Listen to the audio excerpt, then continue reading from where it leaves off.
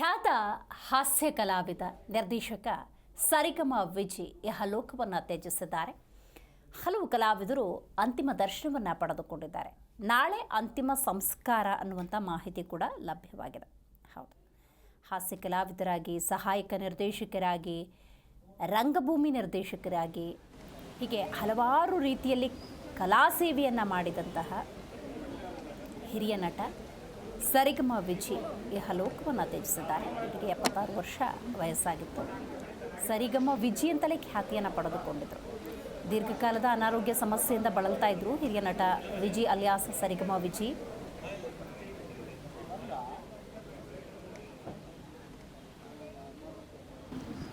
ಓಂ ಪ್ರಕಾಶ್ ಅವರ ಚಿತ್ರಗಳಲ್ಲಿ ಹೆಚ್ಚಿನ ಚಿತ್ರಗಳು, ಓಂ ಪ್ರಕಾಶ್ ಎಲ್ಲ ಚಿತ್ರಗಳು ಅನ್ಕೋತೀನಿ, ಅದರಲ್ಲಿ ಅಸೋಸಿಯೇಟ್ ಡೈರೆಕ್ಟರಾಗಿ, ಬರಹಗಾರರಾಗಿ ತುಂಬ ಸಪೋರ್ಟಿವ್ ಆಗಿದ್ದರು ಪ್ರಕಾಶ್ಗೆ. ಸೊ ಈ ಸಂದರ್ಭದಲ್ಲಿ ಅವ್ರನ್ನ ನಾವು ಕಳ್ಕೊಂಡಿದ್ವಿ. ನಿಜವಾಗ್ಲೂ ನಮಗೂ ತುಂಬ ನೋವಾಯಿತು ಈ ಒಂದು ವಿಷಯ ಕೇಳಿದ ತಕ್ಷಣ. ಸೊ ವಯಸ್ಸಾಗ್ತಾಯಿದೆ, ಅಫ್ಕೋರ್ಸ್ ಮಾಡೋಕ್ಕಾಗಲ್ಲ. ಸೊ ಈ ಸಂದರ್ಭದಲ್ಲಿ ಚಿತ್ರರಂಗದಲ್ಲಿ ಇರೋ ಎಲ್ಲ ನಮ್ಮ ಸೇವೆ ಸಲ್ಲಿಸಿದಂಥ ಚಿತ್ರರಂಗದಲ್ಲಿ ಎಲ್ರಿಗೂ ನಾನು ಹೇಳೋದಿಷ್ಟೇ, ಆರೋಗ್ಯ ಚೆನ್ನಾಗಿ ನೋಡಿಕೊಂಡು ನಮ್ಮ ಕೈಯಲ್ಲಾದಷ್ಟು ಚಿತ್ರರಂಗದ ಸೇವೆ ಮಾಡೋಕ್ಕೆ ಕಾಲಾವಕಾಶ ಮಾಡಿಕೊಂಡ್ರೆ ಒಳ್ಳೆಯದು ಅನ್ನೋದೇ ನನ್ನ ಒಂದು ಆಸೆ.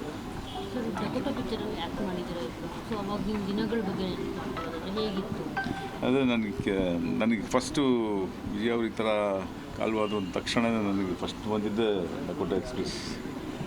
ಸುಮಾರು ದಿನಗಳು ನಾವು ಜೊತೆಯಲ್ಲಿ ಇದ್ದು ಬರೀ ನಗುನೇ, ಆ ಚಿತ್ರದ ಕಾಮಿಡಿ ಸಬ್ಜೆಕ್ಟ್ ಆದ್ದು, ಮತ್ತು ವಾಸ್ ಇನ್ವಾಲ್ವ್ಮೆಂಟ್ ಅವ್ರು ನನಗಿತ್ತು. ಅಣ್ಣ ಹಿಂಗೆ ಮಾಡು ಈ ಥರ ಡೈಲಾಗ್ಗಳು ಚೆನ್ನಾಗಿರ್ತದೆ, ಈ ಥರ. ಸೊ ಇಟ್ ವಾಸ್, ನಾನೇ ಪ್ರೊಡ್ಯೂಸರ್ ಆದ್ದರಿಂದ ನನ್ನ ಮೈಂಡ್ ಎಲ್ಲೆಲ್ಲೋ ಇರ್ತಾಯಿತ್ತು. ಇಲ್ಲ ನನಗೆ ಪ್ರೊಡ್ಯೂಸರ್ ಆಮೇಲೆ ನೀವು ಫಸ್ಟ್ ಇದೆಲ್ಲ ಯೋಚನೆ ಮಾಡಿಬಿಟ್ಟಿದ್ದೀನಿ, ಒಬ್ಬ ಕಲಾವಿದನಾಗಿ ಕಾನ್ಸಂಟ್ರೇಟ್ ಮಾಡಿ ಅಂತ. ಸೊ ಈ ಥರ ಎಲ್ಲ ನಮ್ಗೆ ಅದೆಲ್ಲ ತುಂಬ ನೆನಪಾಯಿತು ನನಗೆ. ಸೊ ಇವತ್ತಿಗೂ ಡಕೋಟಾ ಎಕ್ಸ್ಪ್ರೆಸ್ ಅನ್ನೋ ಚಿತ್ರ ಎಲ್ಲರಿಗೂ ಗೊತ್ತಿರೋವಂಥ ವಿಷಯ. It is very good movie, very big hit ಆದಂಥ ಒಂದು ಚಿತ್ರ. ಅದರಲ್ಲಿ ಎಲ್ಲ ಕಲಾವಿದರು ಇದ್ದಾರೆ. ಸರಿಗಮ ವಿಜಯ್ ಅವರು ತುಂಬ ಮುಖ್ಯವಾದ ಪಾತ್ರವನ್ನು ವಹಿಸ್ಕೊಂಡಿದ್ವಿ. ಅದು ನೆನಪಾಯಿತು ನನಗೆ. Thank you.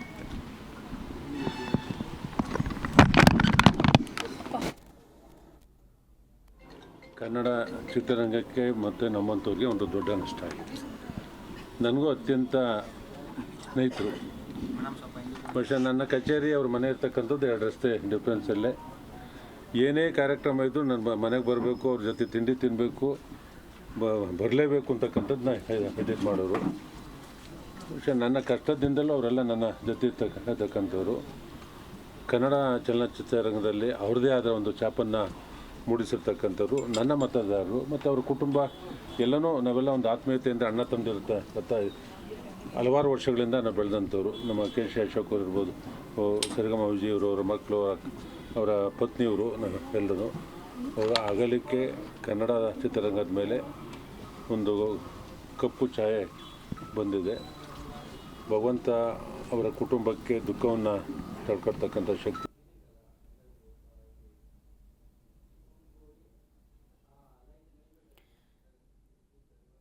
ಕನ್ನಡ ಚಿತ್ರರಂಗದ ಹಿರಿಯ ನಟ, ಹಾಸ್ಯ ಕಲಾವಿದ, ನಿರ್ದೇಶಕರಾಗಿ ಸೇವೆಯನ್ನು ಸಲ್ಲಿಸಿದಂತಹ ಸರಿಗಮ ವಿಜಯ್ ಅವರು ವಿಧವಶರಾಗಿದ್ದಾರೆ. ವಯೋಸಹಜ ಕಾಯಿಲೆಯಿಂದ ಇವರು ಬಳಲ್ತಾ ಇದ್ದು, ಅನಾರೋಗ್ಯದಿಂದ ಬಳಲ್ತಾ ಇದ್ದ ಇವರನ್ನು ಮಣಿಪಾಲ್ ಆಸ್ಪತ್ರೆಗೆ ದಾಖಲಿಸಲಾಗಿರುತ್ತೆ. ಸೂಕ್ತ ರೀತಿಯ ಚಿಕಿತ್ಸೆಯನ್ನು ಕೂಡ ಕೊಡಲಾಗ್ತಾ ಇರುತ್ತೆ. ಆದರೆ ಇಂದು ಚಿಕಿತ್ಸೆ ಫಲಕಾರಿಯಾಗದೆ ಇಹಲೋಕವನ್ನು ತ್ಯಜಿಸಿದ್ದಾರೆ. ಇವರ ಪೂರ್ಣ ಹೆಸರು ಆರ್ ವಿಜಯ್ ಕುಮಾರ್.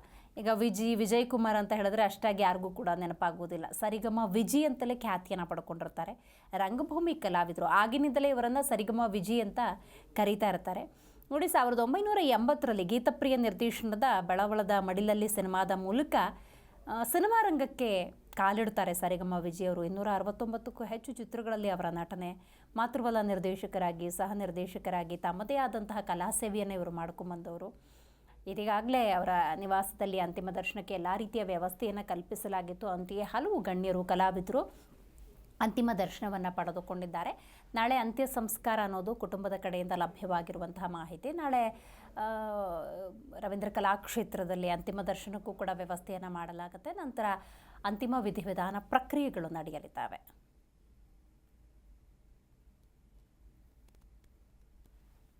ತಂದೆನ ನೆನಪು ಮಾಡ್ಕೊತಾ ಇದ್ದೀವಿ. ಅವರು ನಮ್ಮನ್ನು ಬಿಟ್ಟು ಹೋಗಿಲ್ಲ. ಯಾಕೆಂದರೆ ಅವರು ಕೊನೆ ಆಸೆ ಏನಂತ ನನಗೆ ಹೇಳಿದ್ರು. ನಮಗೆಲ್ಲ ಎಲ್ಲರೂ ನಾನು ಇಷ್ಟು ವರ್ಷ ಎಲ್ಲರೂ ನಗಿಸಿದ್ದೀನಿ.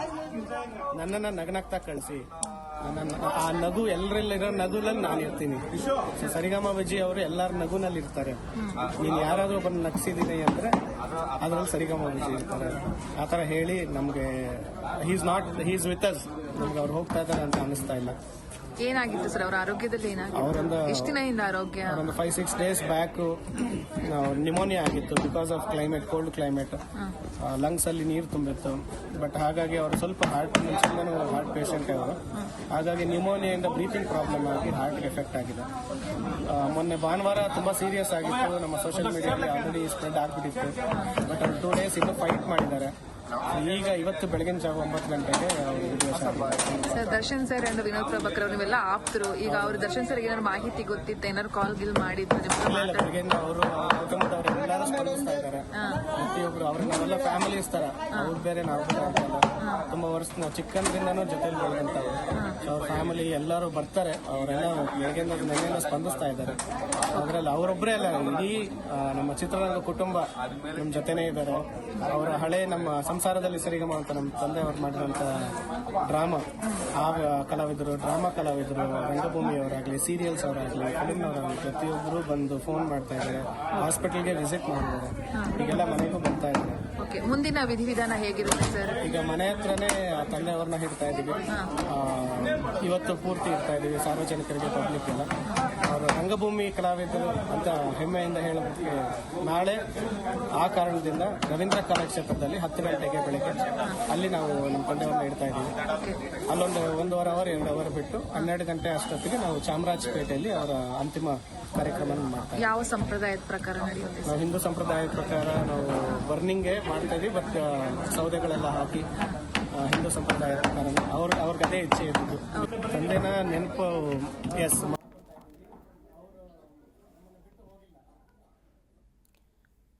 ಸೊ ಹಲವಾರು ಕಲಾವಿದರು, ರಂಗಭೂಮಿ ಕಲಾವಿದರು, ಸಿನಿಮಾ ನಟರು, ನಟಿಯರು ಸೇರಿದಂತೆ ನಿರ್ಮಾಪಕ ಬಳಗದವರು ಹಲವರು ಅಂತಿಮ ದರ್ಶನವನ್ನು ಪಡೆದುಕೊಳ್ತಾ ಇದ್ದಾರೆ. ನೀವು ದೃಶ್ಯದಲ್ಲಿ ಗಮನಿಸಬಹುದು. ಇನ್ನು ನಾಳೆ ಅಂತ್ಯಕ್ರಿಯೆ ಪ್ರಕ್ರಿಯೆಗಳು ನಡೆಯುತ್ತೆ. ರವೀಂದ್ರ ಕಲಾಕ್ಷೇತ್ರದಲ್ಲಿ ಅಂದಾಜು 2 ಗಂಟೆಗಳ ಕಾಲ ಪಾರ್ಥಿವ ಶರೀರವನ್ನು ಇರಿಸಲಾಗುತ್ತೆ. ನಂತರ ವಿಧಿವಿಧಾನ ಪ್ರಕ್ರಿಯೆಗಳು ಹಿಂದೂ ಸಂಪ್ರದಾಯದಂತೆ ನಡೆಯುತ್ತೆ ಅನ್ನೋದು ಸದ್ಯಕ್ಕಿರುವಂಥ ಮಾಹಿತಿ, ಕುಟುಂಬದ ಮಾಹಿತಿ. ಇನ್ನು 76 ವರ್ಷದ ಸರಿಗಮ ವಿಜಿ ಇವರ ಅಂತಿಮ ದರ್ಶನವನ್ನು ಹಲವರು ಪಡೆದುಕೊಳ್ತಿದ್ದಾರೆ. ಅವರ ಮನೆಯಲ್ಲೇ ಅಂತಿಮ ದರ್ಶನಕ್ಕೆ ಎಲ್ಲ ರೀತಿಯ ವ್ಯವಸ್ಥೆಯನ್ನು ಕಲ್ಪಿಸಲಾಗಿದೆ.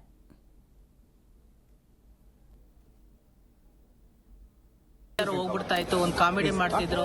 ಎಂಡ್ ಆಫ್ ದಿ ಡೇ ವರ್ಗು ಅವರು ನಾನು ನೋವಿದೆ, ಬಟ್ ಅವ್ರು 3 years ಇಂದ ಸ್ವಲ್ಪ ಸಿಕ್ಕಾಗಿದ್ರು. ಬಟ್ ಯಾರ ಹತ್ರ ತೋರಿಸ್ಕೊಳ್ತಾ ಇರಲಿಲ್ಲ. ಎಲ್ಲೇ ಹೋದ್ರು ಕ್ಲೀನಾಗಿ ಡ್ರೆಸ್ ಮಾಡ್ಕೊಂಡು ಹೋಗ್ತಾ ಇದ್ರು, ಬರ್ತಾ ಇದ್ರು. ಅವ್ರಾಗ ಅವ್ರು ಯಾರು ಮಾತಾಡ್ತಾರೆ, ಇವರೇ ಕರೆದು ಮಾತಾಡಿಸ್ತಿದ್ರು. ಮೆಮೊರಿ ಪವರ್ ಚೆನ್ನಾಗಿತ್ತು. ತುಂಬಾ ಟ್ಯಾಲೆಂಟ್ ಇದ್ರು ಅವರು. ನ್ಯೂ ಇಯರ್ ದಿವಸನೂ ನಾವು 1ನೇ ತಾರೀಕು MG ರೋಡ್ಗೆಲ್ಲ ಹೋಗಿದ್ವಿ. ಅವ್ರು ಬೇಡ ಅಂತಂದ್ರೆ ಇಲ್ಲ ನಾನು ಬರ್ತೀನಿ, ನನಗೂ ಏನಾಗಿಲ್ಲ, ಹುಷಾರಾಗಿರ್ತೀನಿ ಅಂತ ರಾತ್ರಿ 1 ಗಂಟೆ ಹೋಗಿ ಐಸ್ ಕ್ರೀಮ್ ಎಲ್ಲ ತಿನ್ಕೊಂಡು ಬಂದಿದ್ರು. ಅದೇ ಕೊನೆ ದಿನಗಳು ಅವ್ರ ಜೊತೆ ಕಳೆದಿದ್ದು. ಬಟ್ ಅವರೆಲ್ಲೇ ಇದ್ರು ಒಂಥರ ಪಾಸಿಟಿವ್ ಎನರ್ಜಿ ಇರ್ತಾ ಇತ್ತು. ಅವ್ರು ಯಾವಾಗ್ಲೂ ಅಷ್ಟೇನೆ ತುಂಬಾ ಟ್ಯಾಲೆಂಟ್ ಅವರು. ಬಟ್ ನಮ್ಗೆ ಏನಾನ ಬೇಜಾರಾದಾಗ ಅವ್ರ ಹತ್ರ ಬಂದು 1 hour ಕುತ್ಕೊಂಡ್ವಿ ಅಂತಂದ್ರೆ ಎಲ್ಲ ಬೇಜಾರು ಹೋಗ್ಬಿಡ್ತಾ ಇತ್ತು. ಒಂದು ಕಾಮಿಡಿ ಮಾಡ್ತಿದ್ರು. ಎಂಡ್ ಆಫ್ ದಿ ಡೇ ವರ್ಗು ಅವ್ರು ನಾನು ನೋವಿದೆ, ಬಟ್ ಅವ್ರು 3 years ಇಂದ ಸ್ವಲ್ಪ ಸಿಕ್ಕಾಗಿದ್ರು. ಬಟ್ ಯಾರ ಹತ್ರ ತೋರಿಸ್ಕೊಳ್ತಾ ಇರಲಿಲ್ಲ. ಎಲ್ಲೇ ಹೋದ್ರು ಕ್ಲೀನಾಗಿ ಡ್ರೆಸ್ ಮಾಡ್ಕೊಂಡು ಹೋಗ್ತಾ ಇದ್ರು, ಬರ್ತಾ ಇದ್ರು. ಜಿ ಕನ್ನಡ ನ್ಯೂಸ್ ಈಗ ನಿಮ್ಮ ಮನೆಯಲ್ಲೇ ನೋಡಿ. ಎಲ್ಲ ಕೇಬಲ್ಗಳಲ್ಲಿ ಈಗ ಲಭ್ಯ.